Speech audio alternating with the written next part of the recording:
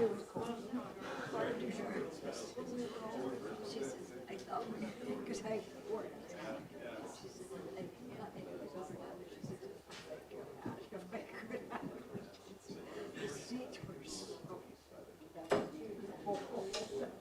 was at a thing last night. The reason I couldn't go there was at a Ramadan thing. We were sitting incredibly hot. It was down to my shirt. Check, 1, 2, 3, check. You just walked a little bit of body weight, which was perfect.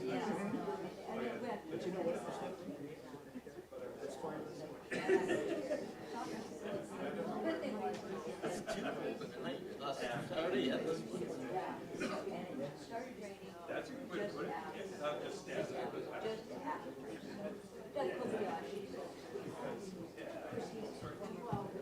Yep. Sit to rest.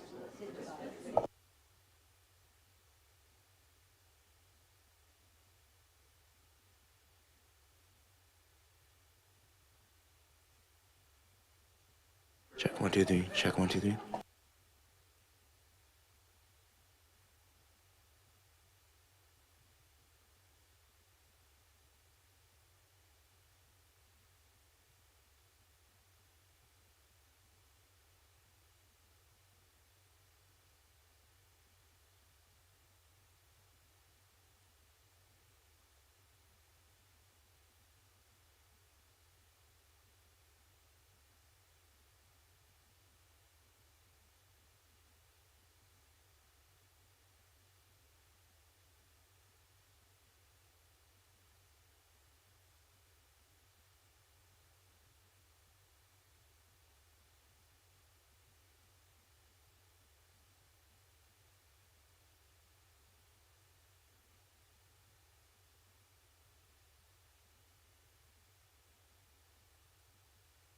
Hi, Counselor, just checking on if you can hear me all right. I can hear you. Can you hear me? Yep, all good, thank you. Thank you.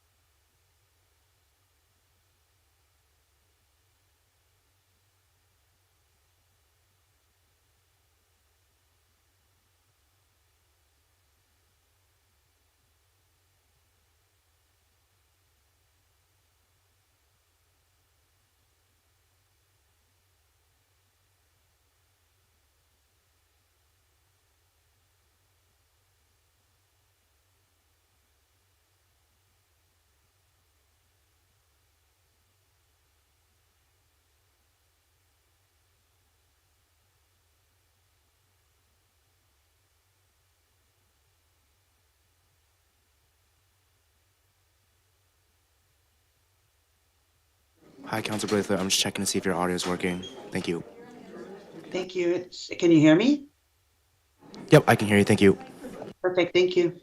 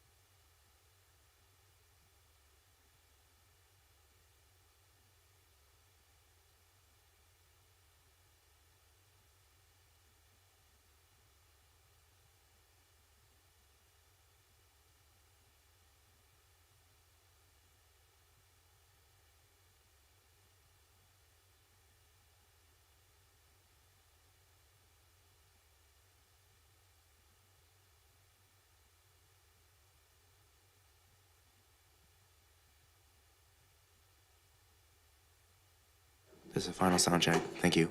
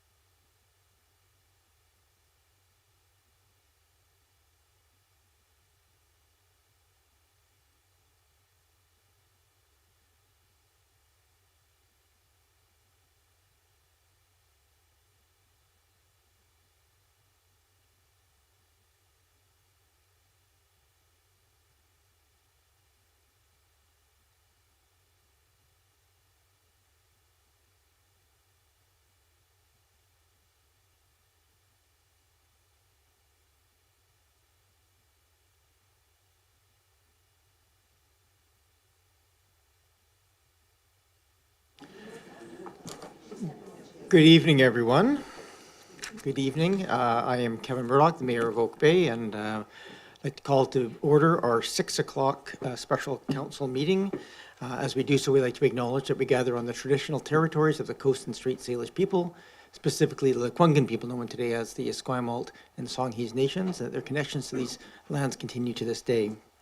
I do note that we have two councillors joining us online. We have Councillor Smart and Councillor Braithwaite, who are out of town but still helping us move business forward this evening, so I really do appreciate that. Our first official order of business, and I'll look to people in the room for the most part for just moving these motions. Motion to approve the agenda, moved and seconded. All those in favor? Any opposed? None opposed, that carries. My remarks are very minimal today. I would just like to take the opportunity to apologize for the late and last minute cancellation of this item on Monday night. I know that was hard on a lot of people and probably had some very stiff bottoms getting up and walking out of here. I appreciate staff, however, owning up to the error in that moment. It's not easy to do, and we certainly wouldn't want to have invalidated the process. So I appreciate the opportunity to rectify the documentation and be back here today also with some sleep under our belts to consider this very important matter.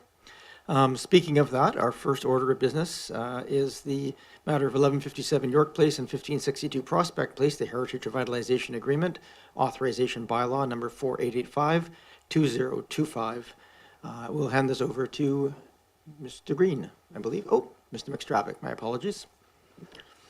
Thank you, Your Worship. The legislative decision before Council in this item is to consider giving third reading and adoption to Heritage Revitalization Agreement Bylaw number 4885. This bylaw was given first and second reading on the 10th of February 2025, and a public hearing was held for the same bylaw on the 3rd of March. A letter of undertaking has been received from the applicant's lawyer to take all steps necessary to complete registration of the housing covenant once the Land Title and Survey Authority completes their review of that document. As such, I can confirm that there are no outstanding legislative requirements that would prevent adoption of the bylaw. Lastly, I will also note that we have identified a small number of typographical errors in the proposed bylaw, and we request that Council specify that bylaw number 4885 is being considered with the following specific typographical edits tonight as Council considers third reading and possible adoption of the bylaw. The changes are noted on the red line version of the bylaw, which is included on your agenda tonight, and they're contained in Schedule 4 and Schedule 5 of the HRA bylaw. Specifically, data tables contained in Schedule 4 are edited to show a lot breadth and frontage of 17.28 meters for Lot 2, a lot breadth of 24.27 meters, and lot frontage of 24.37 meters for proposed Lot 3. And similarly, the variance table contained in Schedule 5 is edited to show a lot frontage and width of 17.28 meters for Lot 2, a lot frontage of 24.37 meters for Lot 3, and a lot width of 24.27 meters for Lot 3. I wish to note that these changes are only typographical, and the plan of subdivision forming Schedule 1 of the bylaw contains the correct numbers, and there is no change to the plans at all, merely typographical errors in those two tables as described. I regret the error, and I will leave it at that. Thank you very much. Thank you very much, Mr. McStravick. Procedurally, this evening, do we need to move, rescind second reading and amend it, or do we just need to move third reading as amended? Ms. Plouffe?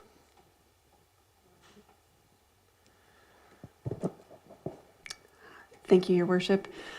You are at second reading right now. It's still amendable, but you'll amend it and then do third reading. I'm pretty sure of that. You could give amended third reading as well. So you could just you could read third reading as amended. Well, we're sitting at second reading, so why don't we amend it at second reading? Is that? Yes, we'll just amend it at second reading. So should the first motion then be to just amend second reading to reflect the changes in the schedules? Is that a fair motion? I'm sorry, Mayor Murdoch, could you repeat that question? Would the appropriate motion then be for a motion at this table to amend second reading to reflect the changes in the schedules? No? Your worship, you can just make the amendments and then, because you're already at second reading, so you can Right. make the amendments and then move third reading. Okay. Okay, so motion to amend and then take third reading. Can I have a motion to amend, doing reflective changes? Thank you, moved and seconded. Any discussion? All those in favor? Any opposed? None opposed. Thank you. So that brings us up to date on the technical matters. We then have in front of us for consideration third reading. I would suggest that someone move third reading and second it, and then we can have this debate. If nobody does that, then of course this matter ceases here. Is there someone willing to move third reading? Moved and seconded. Thank you. The motion is now live on the floor for third reading. I'm happy to turn to this table and hear from people at this table their thoughts on the application and whether to move it forward. Someone has to go first. Councillor Watson, thank you. Thank you. I'm really happy to move a third reading, and then maybe subsequently I'll get to do adoption as well. Thank you for everybody for coming out tonight as we discuss this and come to a decision. This project was at public hearing, and the public hearing report shows that there is really very broad community support for us to move ahead with this proposal at this time, because it meets so many interests of the community in terms of what's being achieved, preserving a building that otherwise might just decay and not be available to hold that historic treasure in our community anymore. It provides housing that is important regardless of how it's priced. It reuses building materials. There's been discussion about trees and what the implication for our urban tree canopy is. It has a landscape plan that replaces what has to be moved in order to make the whole thing work economically and physically. And I think it's a highly supportable proposal and a really exciting thing for it to be happening in Oak Bay. Thank you. Thank you, Councillor Watson. Others? Being online is, go ahead, Councillor Patterson. Yes, thank you, Mayor, and I too do support this going forward. And, you know, I want to appreciate all the comments from both the applicant and certainly all the members of the community that have contributed, I think, to move this towards something that is brings a quality development to this community. I realize that sometimes there are trade-offs, and it's not a conservation project. It is a revitalization, which is how I recognize it.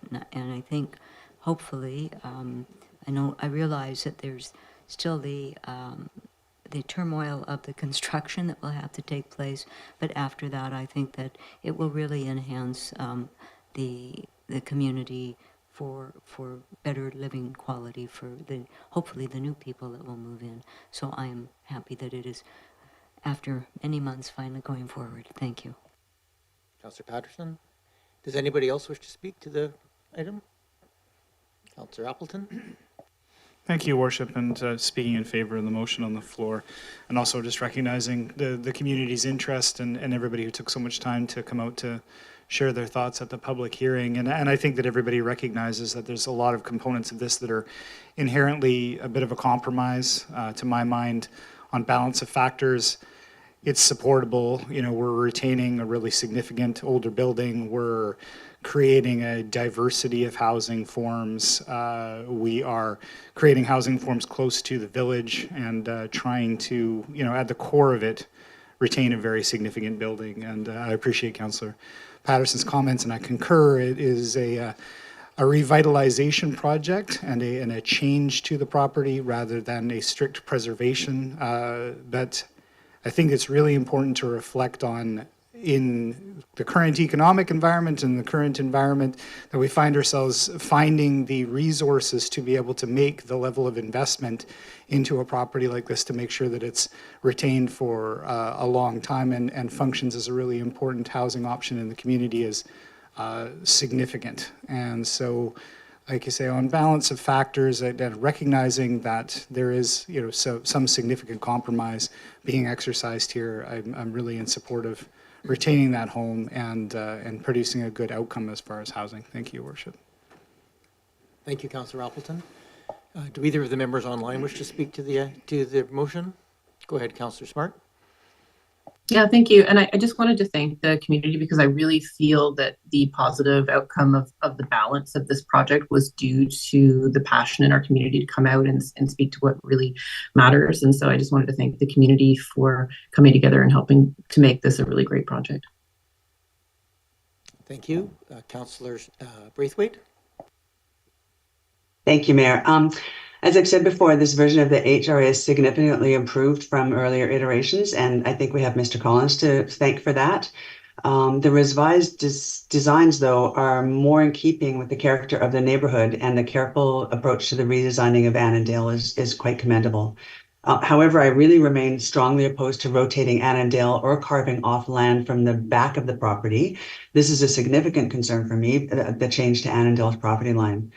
We're removing basically a 40 by 100-foot portion of land, and that fundamentally alters the character and presence of this historic landmark. So just as much as rotating it on the lot does, I think.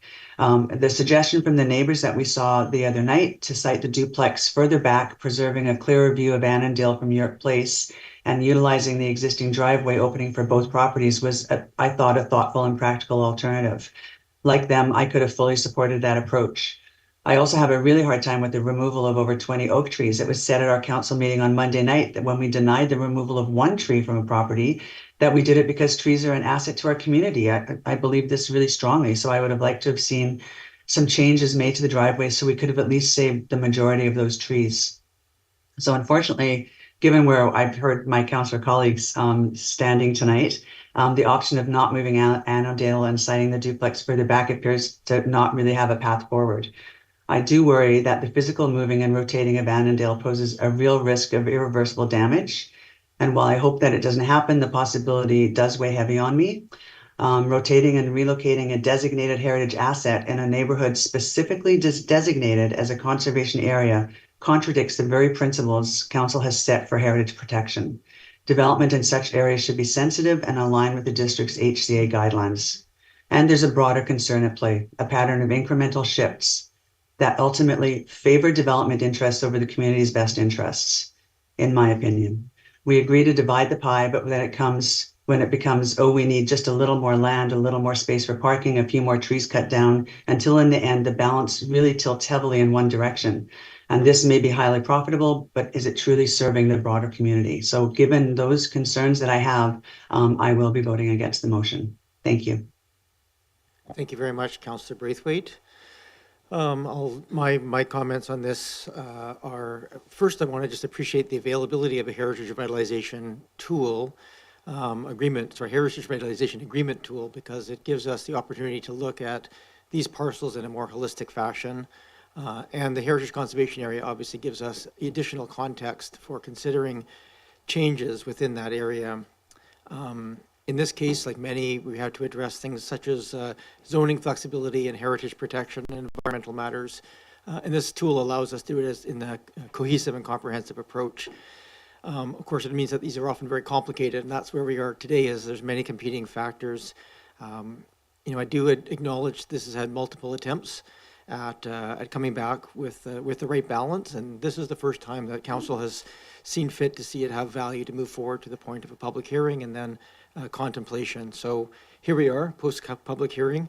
I will say, I'll just reflect a little bit at the public hearing. I heard broad public support for the intent of the changes, and for many of those speaking to the proposal as it stands before us.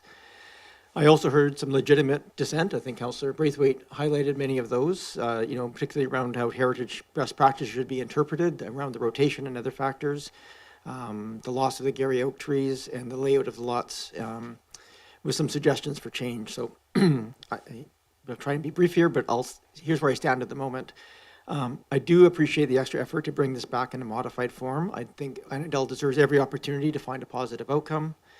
I'm glad there's support from the applicant and the community for the additional housing units on the lot that this proposal would provide. Obviously, I'm not going to be able to talk much tonight because my voice is going. But I'm going to speak to the areas of contention, because I think, if I can use that word, just because I'd like to address the turning of the house, modifications to the house, the openings in the wall, and the duplex siting. As to the turning of the house, I support the rotation of the house. Not only does it free up the ability for parking below the house, resulting in more green space, but I agree with the Heritage Consultant's assessment that the benefit of having the original sort of front door of that face the street where the entrances will be now makes sense and makes the architecture more in harmony with the land. If I look at the architecture, facing the street, I believe that having that front face of the house facing York makes sense to me. I do acknowledge that that is not a universally agreed upon viewpoint, and there is merit to keeping heritage assets where they are in their place, and that is considered best practice, but it's sometimes hard when the front yard has been shut off to the public. The original front yard. I believe the modifications to the house, which are shown to be using high quality materials and bringing back appropriate changes such as the windows into the original design, is very positive. I appreciate that converting the house into multiple units, as council has requested, does necessitate internal changes, and I appreciate the effort that the applicant has made to keep many of the internal elements intact, recognizing not all will be. The wall openings are frankly the one that I have the hardest time getting my head around. The Heritage Conservation Area guidelines in this matter are quite clear. These iconic stone walls are a key part of the heritage assets of the area, and they should be left intact wherever possible. I'm just going to acknowledge that any new openings will materially change the feel of that street, from a long continuous stone wall to one with much more intermittent walling. However, I also want to acknowledge that the applicants did look at alternate ways of routing driveways, and their assessment results in the current proposal as the best approach. And ultimately, we have to judge the application as it comes to us. We don't have the opportunity of forcing particular changes. We can just ask for that to be looked at. I also have to recognize that any solution that results in a change from one large estate building to 3 buildings hosting 8 housing units is likely to need some changes to the entrances, particularly as the street is not wide enough to accommodate much parking, and so parking will have to be accommodated on the site. I find the proposed changes to be sympathetic by keeping the style and form of the current wall, and I do appreciate the one break being at the far northern end. As for the duplex siting to allow better view corridors to Annandale, I've thought about that a lot because I see merit in that. I think an improved view corridor would be beneficial from a heritage perspective, particularly as the new wall opening would provide also another opportunity to see that building in a different and more unobstructed way. Where I've struggled and decided not to make that ask to move the house is that primarily every foot that house goes back, we're going to lose around 40 square feet of green space. We have to extend the driveways to the house, and so every inch that it goes back results in loss of green space. And I'm also aware that the view corridor, as much as we would like it to be there, would not be protected in the sense that if a hedge was planted in one growing season in Victoria, you would lose sight of that building. So I can't support the loss of green space in those conditions. I guess I'd just like to, I think we'd all like to be the designer of these things, and I think we all have ideas of what we would do in that situation, but we're assessing the comprehensive proposal in front of us, whether it's good enough. I think there's no doubt that not all aspects of heritage best practices are attained. There's no doubt that it changes the street considerably, but the Heritage Conservation Area is not intended to be static. It is intended to ensure changes are sympathetic to the character and history of the area. This is borderline, but I also appreciate it's a difficult site and project to undertake. For me, I find the long overdue rehabilitation of Annandale, the addition of new homes and a form and character in keeping with the neighborhood, and the positives of removing uncertainty from the project all weigh sufficiently in its favor that I can support the application. And that's where I sit at this moment. Is there any other discussion that people wish, points raised that people would like to speak to for a second time? I'm not seeing any. I will call the question. All those in favor? Any opposed? Councillor Braithwaite opposed. And at this point, move adoption. And I will move that 1587 York Place, 1562 Prospect Place Heritage Revitalization Agreement Authorization Bylaw number 4885, 2025 be adopted. Moved and seconded. Any further debate or discussion? We don't usually on adoption, but we can. Last chance. Okay. All those in favor? Any opposed? Unopposed? And then can I have the housing agreement bylaw? Sorry, Mayor, I'm sorry, opposed. Councillor Braithwaite opposed. My apologies. I looked around the room, but not upwards. And I will move that 1587 York Place Housing Agreement Bylaw number 4886, 2025 be adopted. Moved and seconded. Any discussion? All those in favor? Oh, no. Oh, sorry, Councillor Sorry. Braithwaite, my apologies. Go ahead. Yeah, sorry. As far as the housing agreement goes, again, there's aspects of this that I fully support with getting additional housing units into the community. But there's key elements that I can't agree with. I would have really preferred to have seen a longer period of affordability for the secondary suite, extending the reduced rent to requirement from 10 years to 20 years. I also believe that there should have been a clear cause ensuring that the suite is actively rented rather than left empty or used by the owner. So given those concerns, I'm going to be voting against the motion. Thank you. Thank you, Councillor Braithwaite. So any other discussion on the adoption of the housing agreement? Not seeing any. All those in favor? Any opposed? Councillor Braithwaite registered as opposed. That does carry. That concludes our 6 o'clock council meeting. Appreciate the time people have taken here. Motion to adjourn. Thank you. Moved and seconded. All those in favor? Any opposed? None opposed. We will take about a 5-minute break as we cut over the live stream. Anybody who wishes to stay for the budget deliberations after this are more than welcome to.